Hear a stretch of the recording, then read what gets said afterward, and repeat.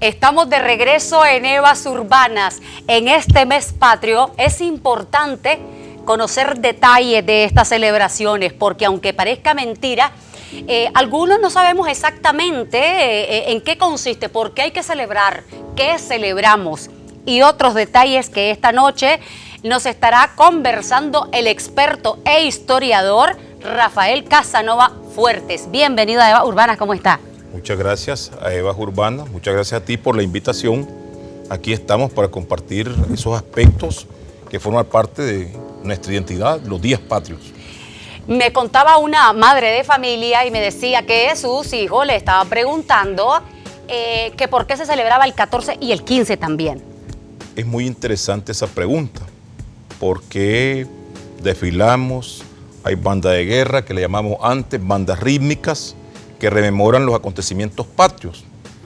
Todas las naciones, cuando se vinieron constituyendo, a partir de lo que se llama el panteón heroico, heredado de la cultura grecolatina, pero retomada por los estados nacionales, tenían que tener un referente que formara, llamémosle, el hito identitario de la nación. En este caso, la nación centroamericana, la mayor parte de las naciones centroamericanas y Nicaragua, celebran el 15 de septiembre de 1821, que lo ven como el acta de independencia o la independencia de Centroamérica, aunque la independencia no fue el 15 de septiembre de 1821, fue el 1 de julio de 1823, porque el 15 lo que celebra es el acta de separación de España, pero no se constituye el Estado, sino que queda una especie de convocatoria. Recordemos que nuestra independencia no fue como una guerra de liberación, sino que fue un acto, un acuerdo político entre la clase criolla rica dominante de lo que hoy llamamos Centroamérica y las autoridades españolas. Sí, o sea, el 15, ¿ahora el 14? El 14, recordemos que es un día antes. Sí.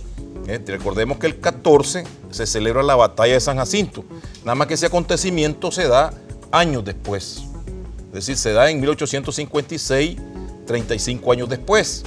Hay que tomar en cuenta también que son los constructores del Estado quienes establecen las fechas del Estado Nuevo. Sí. Así como para Celaya era muy importante, el 11 de julio, las batallas de Matiare, Matiare y la Cuesta. Para el Estado conservador oligárquico que se inaugura en 1857, los 30 años conservadores, tras la derrota de Walker, ¿verdad? Entonces tienen como referente el 14 de septiembre. Preguntémonos por qué el 14. Ahí usted mismo se hizo la pregunta, pero me gustaría, ¿por qué el 14? ¿Qué celebramos? Bueno, recordemos que ya se celebraba el 15, porque el 1 de julio lo obvian. ¿Por qué obvian el 1 de julio? Porque el 1 de julio se proclama la separación de España, de México y cualquier otro poder. Y se pasa a la Constitución del Estado, que vino el experimento federal. Ya se celebraba, pero se celebraba el 15 porque recordemos que la mayoría de los gobiernos que se dieron fueron conservadores. Y como el 1 de julio era un triunfo de los republicanos de filiación más liberal, entonces apartaron el 1 de julio. ¿Nunca se celebró el 1 de julio? Nunca se celebró. Sino que el 15. El 15 de septiembre. Que de paso es un hito porque yo diría, ahí se inicia la separación del territorio. Ahora, todos los países centroamericanos lo celebran el 15. El 15. Y en México también. México también por el hecho de que la proclamación del Plan de Iguales se da el 15 de septiembre de 1810. Nada más que en México sí hay una guerra de liberación. Y para no continuar la guerra, el general español Iturbide proclama, digamos, un acuerdo con los criollos ricos y la iglesia proclama las famosas 3 garantías de Iguala. Y por eso es que se produce la independencia de Centroamérica ya en 1821. Porque el programa, la separación la proclama Iturbide en 1810. Pero se toma como referente a Hidalgo, ¿verdad? Que es la proclamación ya de la Guerra de Liberación Mexicana. Pero bien, en este caso, ¿por qué la separación, digamos, de España, en ese caso, en ese contexto, ¿verdad? Para explicarlo. Chiapas se adelanta, Chiapas formaba parte de lo que sería hoy el contexto centroamericano, se adelanta y se proclama el Plan de Iguales y se adhiere a México. Entonces, se concurre al acta del 15 de septiembre. Pero caminemos un poquito más para adelante. Los gobiernos sucesivamente de esa época que llaman de la anarquía, ¿verdad? la estuvieron celebrando. El 14, ¿por qué se toma el 14 de septiembre? Es lo que le llaman también segunda independencia, porque en realidad la independencia la proclaman en otros países donde se da la guerra de liberación un grupo dominante. O sea, en este caso las burguesías nacientes agrícolas, las cuales representantes eran Bolívar, O'Higgins, San Martín. Aquí fue un acuerdo, sí, no hubo guerra, pero bueno, la misma apertura que da la ruptura con España genera una serie de guerras sociales y políticas, muy convencionalmente, con lo cual no estoy de acuerdo yo como historiador, ¿verdad? Y mi tesis magistral va a arrojar muchas luces cuando salga. No fue el pleito de León y Granada, ese es más tardío para acá. Usted ha sido, bueno, un estudioso de nuestra historia, un erudito, y en conjunto creo que también con Wilmer López estuvo viendo trabajos que ustedes han realizado en conjunto y que han recorrido algunos lugares de Nicaragua donde han llevado mensajes sobre esa historia y el por qué los sitios se llaman como se llaman. Por ejemplo, cuando sitios icónicos, digamos, en nuestro país, como la Hacienda San Jacinto, por ejemplo. Casualmente, ¿cuál es el mérito de la Hacienda de San Jacinto y el 14 de septiembre? De que se da 2 días del pacto del 12 de septiembre, que es el pacto de los partidos, presionados por las fuerzas centroamericanas que ya estaban en Nicaragua. Porque bueno, vamos a pelear contra Walker, pero en medio de una guerra civil, porque el 4 de mayo de 1854 se inicia la guerra civil entre democráticos y legitimistas, que serían después los liberales conservadores. Y se camina una guerra civil paralela a la guerra interventora. Porque en el 55 vienen los filibusteros. Entonces, ¿qué sucede? De que se camina la lucha contra Walker, que la encabezan principalmente los legitimistas, porque los democráticos siguen aliados a Walker, e intervienen fuerzas centroamericanas. Y la lucha continúa. La primer proclama patriótica, que se olvida totalmente, que es la proclama de Masaya, que la proclama Pedro Joaquín Chamorro Alfaro, ¿verdad? Pasa de noche, porque bueno, el Estado oligárquico la pasó de noche.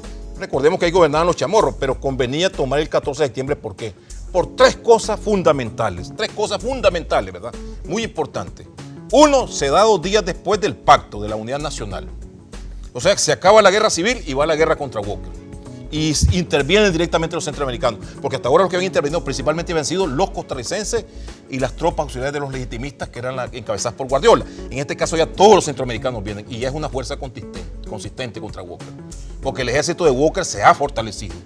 Y al ser derrotados por el segundo elemento que hay que tomar en cuenta es que son la primera vez que se enfrentan fuerzas filibusteras de los Estados Unidos contra nicaragüenses sin fuerzas auxiliares por ningún lado, porque a Walker tenía auxiliares leoneses, todo el tiempo los tuvo, menos en San Jacinto. La tercera que hay, que muere el firmante del pacto, que es Byron Cole. Hay diferentes rituales en estas épocas, como las marchas, los jóvenes que van con las bandas de guerra y todo esto.